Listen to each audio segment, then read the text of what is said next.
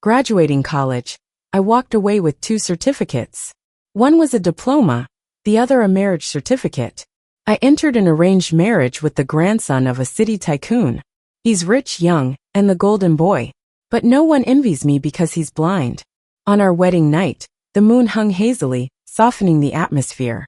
The scent of alcohol still lingered in the air. I sat at the vanity removing my makeup, stealing glimpses of him through the mirror. Broad shoulders, narrow waist, high nose bridge, chiseled features with a hint of unruly charm. His eyes were big but lifeless, and I silently lamented.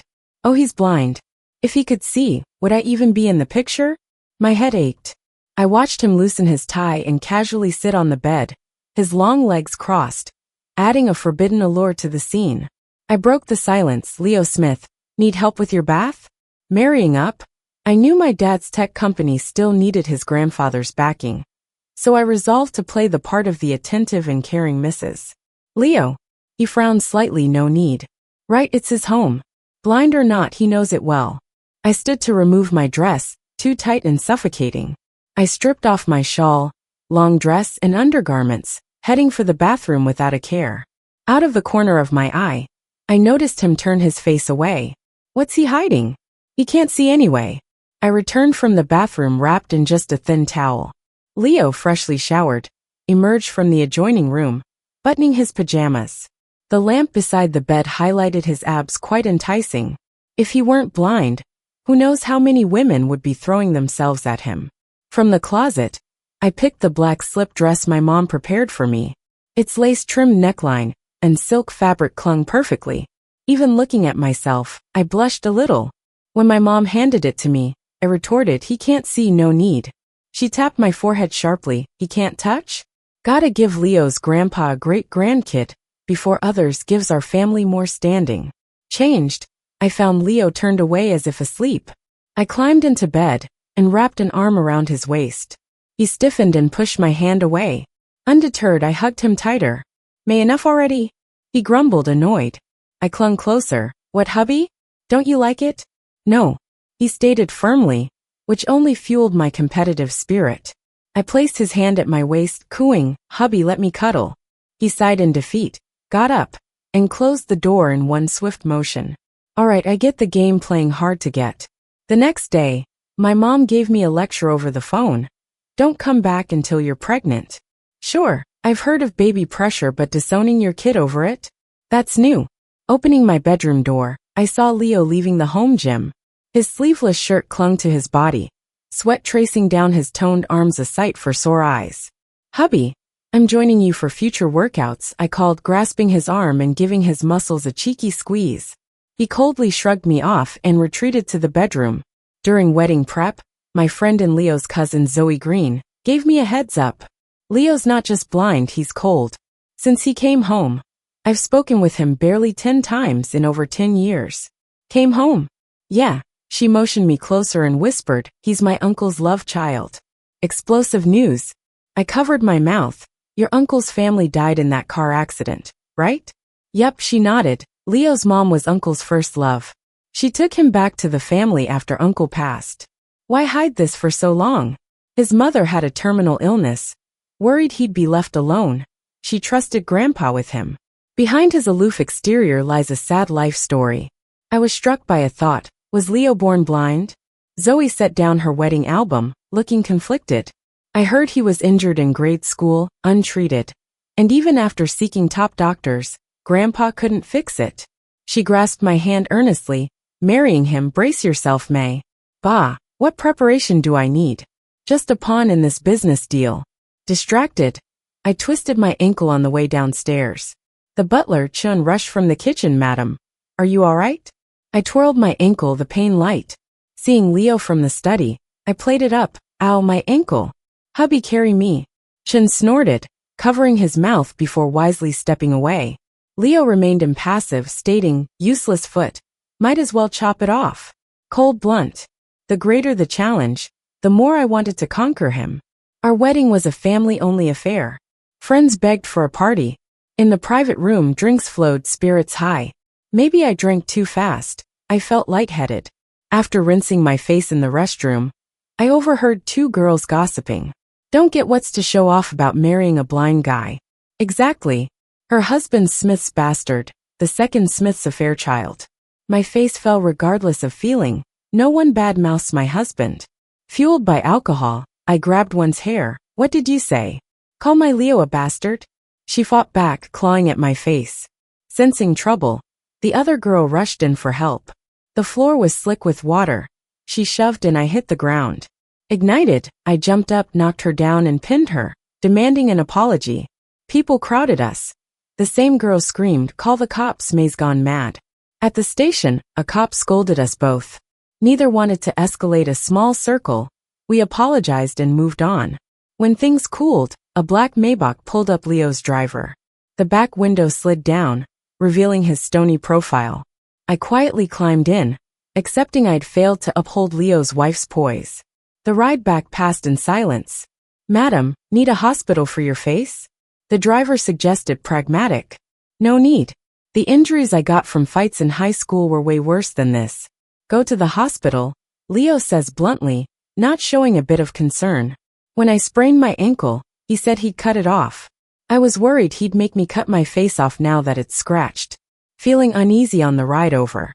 The car stops at a private hospital, part of the Smiths' empire if I remember right. "Ma'am, it's just a mild scratch on your face. We've disinfected it. Don't worry, it won't scar," says the nurse. As the swab touches my face, it stings a bit, and I dramatically shout, "Ouch." The nurse patiently soothes me, "Just hang in there." Leo sits on the couch, unmoved and indifferent. Once the wound is tended to, he stands up. Reaching out for his arm as support, he turns to me and says, "What? You need me to carry you too?" His voice is soft but sharp. Ugh, what a way to respond to kindness. Back home, Leo shuts himself in the study. "I fought for you. What's with the attitude?" Feeling frustrated with nowhere to vent, my phone rings. "May, you fought and ended up at the police station? Just got married and already causing trouble. I told your dad to cut off your credit card. Reflect on yourself, don't come back until you're pregnant." Mom screams from the other end, making my ears hurt. She doesn't get it. Trying to seduce a blind man is like selling combs to monks. But I love a challenge. I change into a skirt, checking myself in the mirror. Almond eyes, red lips, pale skin. The slit perfectly shows off my legs. If Leo can't see, then he might as well feel. I knock on the study door, bringing the soup Chun made. "Honey, have some soup, don't go hungry." After a while the door opens, Leo glares, revealing a hidden bed. He's been sleeping there. "Want some soup, honey?" I emphasize honey with excessive sweetness. No way he can resist. "May, do you like me?" he asks, face dark as coal, eyes blank yet intense. Before I answer, he sneers, "Save your acting for Grandpa." First time being called out like that, my cheeks burn. Trying to stay calm, I say, "Remember to drink the soup," and dash upstairs to take off the skirt. Another night of zero progress on the baby-making front might become a joke if word gets out. Weekend at the Smiths family gathering. Clinging to Leo's arm, we look like the perfect newlywed couple. He plays along. Entering the estate, even though our house is in the same area, it's the crown jewel of the neighborhood. Grandpa lives with Uncle's family. We met everyone at the wedding, but haven't had serious interactions besides with Zoe. Feeling a bit nervous. "May, come sit by Grandpa. My cousin makes room for me and Leo. Do you like the new place? It's peaceful here. If you want more excitement, there's a flat downtown you can move to." "No thank you, Grandpa," Leo declines. The Smiths' grandsons are married now. "When are you planning kids?" Grandpa isn't getting any younger. He wants great-grandkids soon, the old man inquires, echoing a nationwide nag. Leonardo's cousin answers, "We're planning for next year smoothly." "What about you too, Leo? You're carrying the family bloodline," Grandpa probed. "We're already trying," I reply quickly. Seeing Leo's discomfort, I secretly gloat. Playing the pressure card, I'm good at this. Grandpa beams, good. Let's eat." Returning from the gathering and back home, Leo scoops me up effortlessly, throwing me on the bed. The sudden intensity freaks me out. I muster strength to create space as he leans down.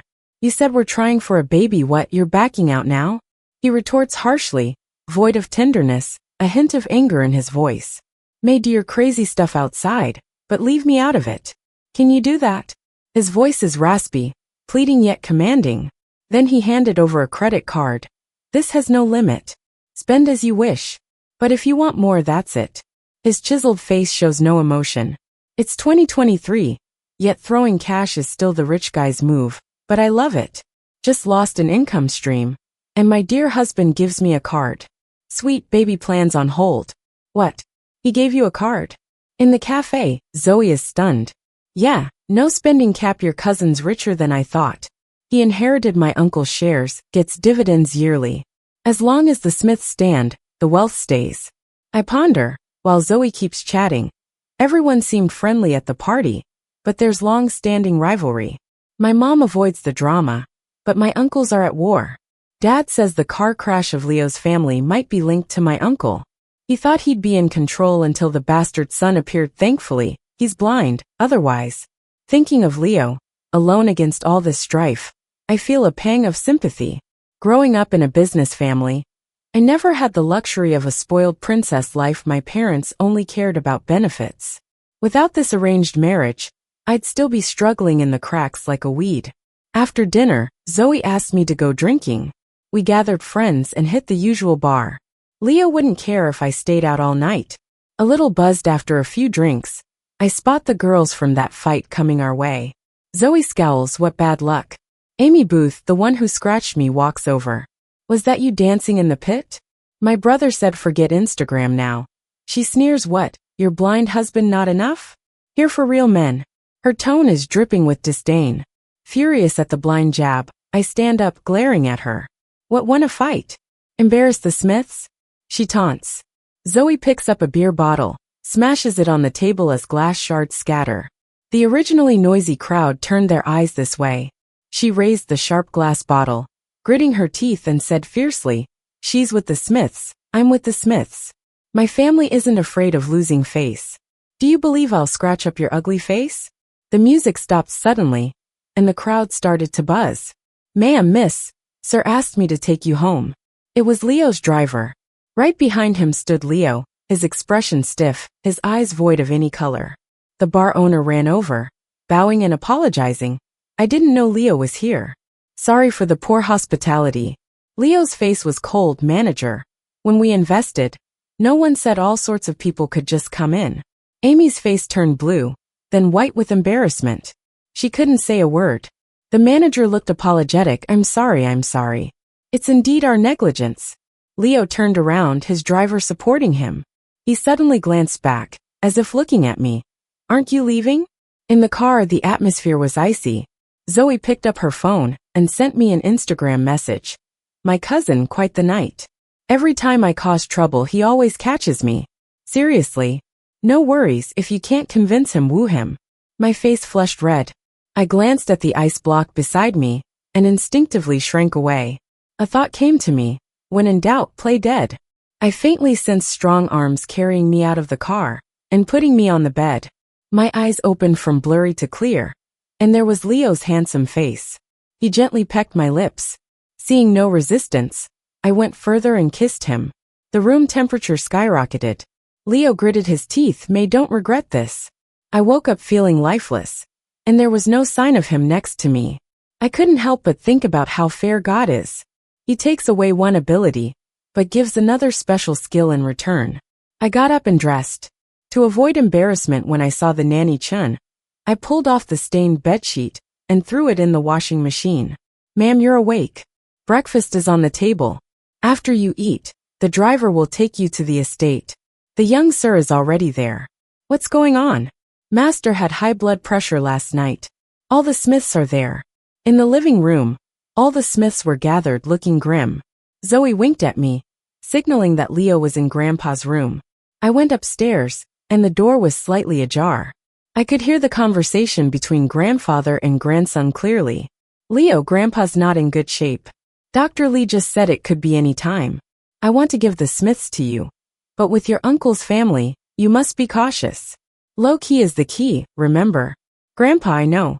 Although May isn't like the other refined and graceful heiresses, she's simple at heart. Grandpa hopes you'll have a child soon. Leo cut in impatiently. Grandpa, I already promised you over the phone last night. We'll have one. Grandpa coughed lightly, lowering his voice. About your eyesight, may she? She doesn't know. She's always thought I couldn't see.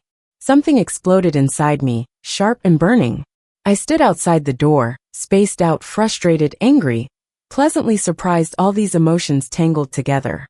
Guess I overestimated myself. I thought there was a bit of genuine affection from what happened last night. But it was just wishful thinking. My biological parents see me as a tool. My legitimate husband treats me as a pawn. Even the grandpa I always respected takes me for a fool, merely a breeding tool for the Smiths. My eyes stung, my heart ached. Besides beauty and a uterus, what else do I have? The door opened, and Leo pretended not to see. Who's there?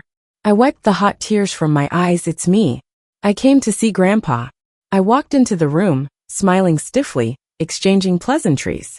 On the way back home, neither of us spoke. Silence allowed me to calm down from the previous shock, torn between bitterness and relief. The relief is that I have a husband who's both handsome and wealthy, physically fit and skilled. The bitterness is that he doesn't see me as a wife, just a womb.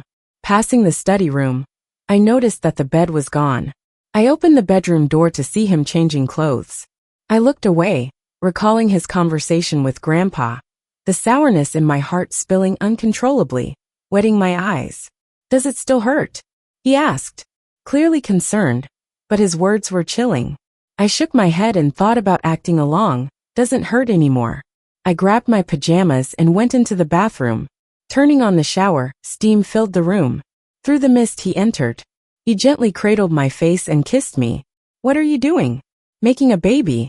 So that's what he meant by asking if it hurt earlier. The room was a steamy haze, indistinguishable whether the drops on my face were tears or water. Exhaustion set in. I don't remember how I got back to bed. When I woke again, it was morning. His face, with its defined features and slightly lifted eyelashes, was good-looking but void of warmth. Then his phone buzzed on the pillow. I groggily answered it.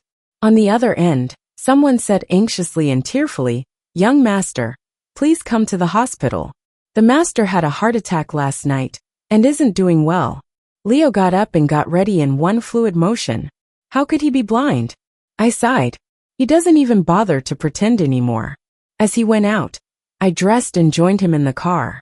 Outside the hospital room, I overheard my uncle instructing someone.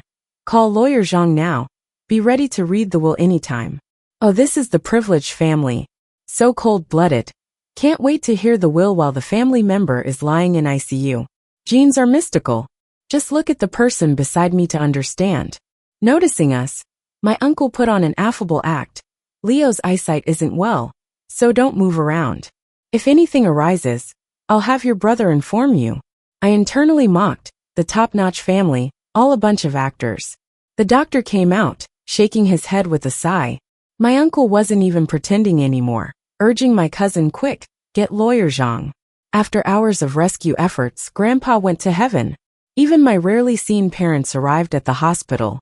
My mom, clutching my arm, said, cry your heart out. There are a lot of reporters outside. The funeral was simplified. Leo didn't say a word throughout and didn't eat. Back home from the cemetery, I wanted to comfort him, but I didn't know how to ease my own anxiety.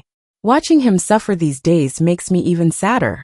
Turns out he does have feelings, feels grief, but not for me. Leo's eyes were red. He pulled me into his arms, sadness overflowing. Tears soaked my shoulder as the person in my arms constantly trembled. I gently patted his back. Grandpa's just become a star in the sky. He'll light up your sleepless nights.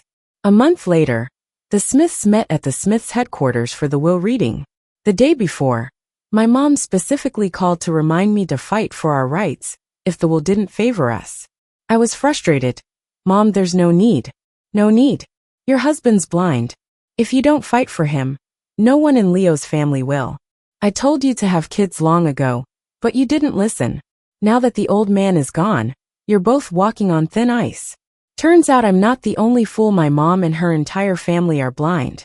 On the day of the will reading, I found an excuse not to go, instinctively feeling that Leo's family's fight was none of my business. And Leo wouldn't let himself lose. Zoe secretly called me on video to livestream it. Leo sat in the far corner of the meeting room. Our uncle's family looked triumphant, as if they were in charge. The first part of the will covered property and fund distribution, which was reasonable split equally among 3 families. Leo's face showed no emotion. Finally, lawyer announced that all of Grandpa's shares would go to Leo, making him the new CEO of the Smiths. My usually soft-spoken cousin slammed the table in rage. How can a blind man be fit to manage such a big company? Grandpa must have lost his mind. Even the shareholders won't agree to this. My cousin's wife chimed in too. Leo stood up, eyes cold and decisive. I'm not fit? Are you? He coldly approached our uncle, his height alone having my uncle's momentum. Grandpa wouldn't give the company to someone who tried to harm his own brother. Your eyes. The whole meeting room was hit with shock. Zoe's hands shook holding her phone. I'm not blind. Disappointed? Leo walked confidently to the CEO's chair, his sharp gaze sweeping over everyone. The atmosphere in the room shifted dramatically. Everyone's expressions were momentarily frozen. Zoe's mom spoke softly. How can this be? You regaining your sight. Aunt's happy for you. Quite the aunt, excluding our uncle's family. Clearly, this wasn't in our uncle's plan. His voice wobbled. Leo, you've been blind so long. Has your heart dimmed too? When did your uncle ever do such a thing? Don't listen to outsiders. Leo had upper hand now and laughed coldly, a sharp gaze, every word a dagger. You know exactly what happened in that car accident over 10 years ago. Grandpa was soft. I'm not. Say another word, and I'll send you to the police. My aunt stood up. You're talking nonsense. My uncle stopped her. They were like rats exposed to sunlight, no place to hide. Leo, truly Grandpa's protege all these years. His side profile sharp, eyes dark, he dominated the room, leaving no room for opposition.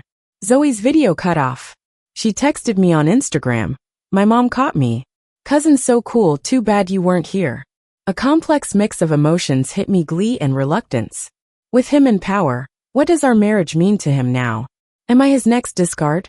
Tears rolled down my cheeks as I unknowingly drifted off. When I woke again, it was dinner time, and my stomach growled. I called for Chun, who gestured for silence, pointing to a man on the sofa. Leo was asleep there. Young master must be exhausted. He's busy with CEO duties. I looked at him, feeling a mix of emotions. Chun about his sight. Madam knows. His eyes were healed 10 years ago. Fearing his uncle's harm, he kept pretending. Don't be upset. Young master had no choice. I forced a smile, nodded, then took a thin blanket to cover him. But he grabbed my hand, pulling me into his arms, murmuring like a dream. You're all I've got. My heart jolted, then calmed quickly. We're all foxes from the same den, no need to fool me. Leo's new role brought challenges. I heard his uncle's family was taken by the police after the will was read. Leo must have solid evidence to openly challenge them. He hadn't been home to sleep for days. My mom called, still urging me about having kids. Your husband's quite the catch now. If you don't have a baby soon, your position as Mrs. Leo might not last. I scoffed. Did you have me just to tie my dad down? She hung up angrily.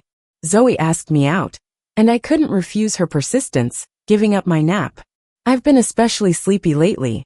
We hit a few luxury stores, buying 15 bags, giving Zoe 5 of them. This is a bit much, right? She said, surprised.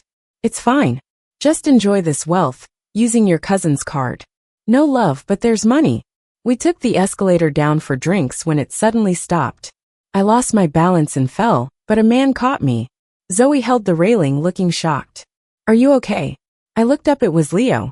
His question sparked an ache in my lower belly, sweat beading on my forehead. He frowned, lifting me into his arms, telling the driver to prepare the car.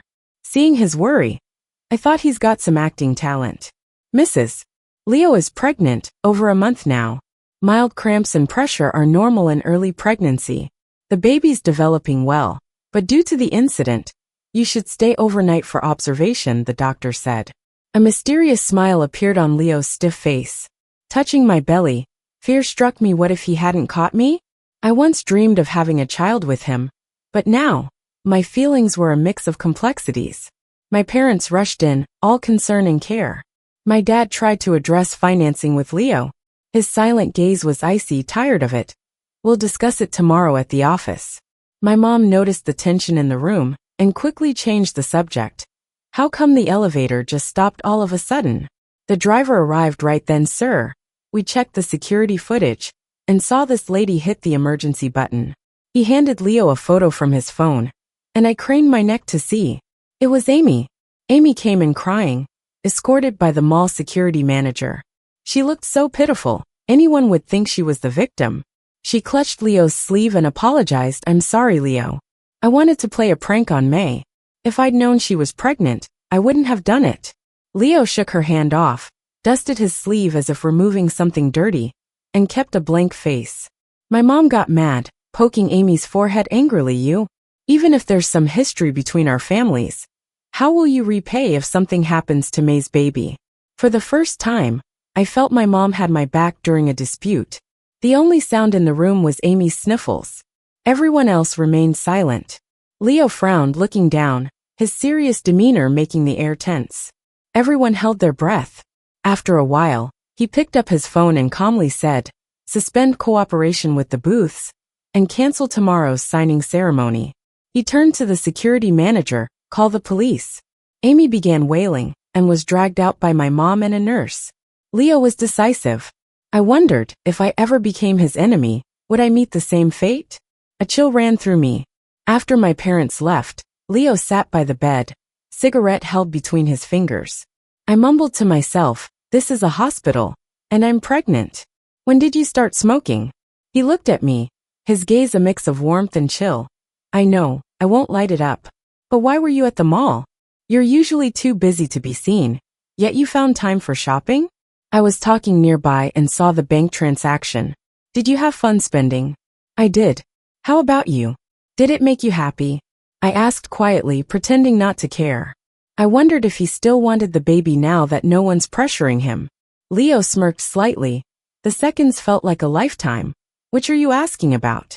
Spending money on you or the pregnancy? Caught, I threw a pillow at him. Get out, I need rest.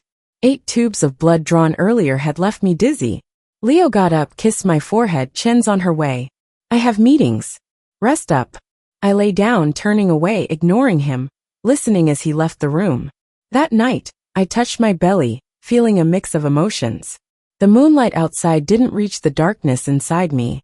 The next day, I got a clean bill of health, and the driver brought me home.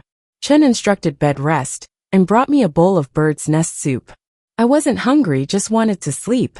When I awoke, night had fallen. The door opened, bringing in a cool breeze with Leo. I feigned sleep as he sat by me, loosened his tie, and gently caressed my face. Anyone would think him an affectionate husband.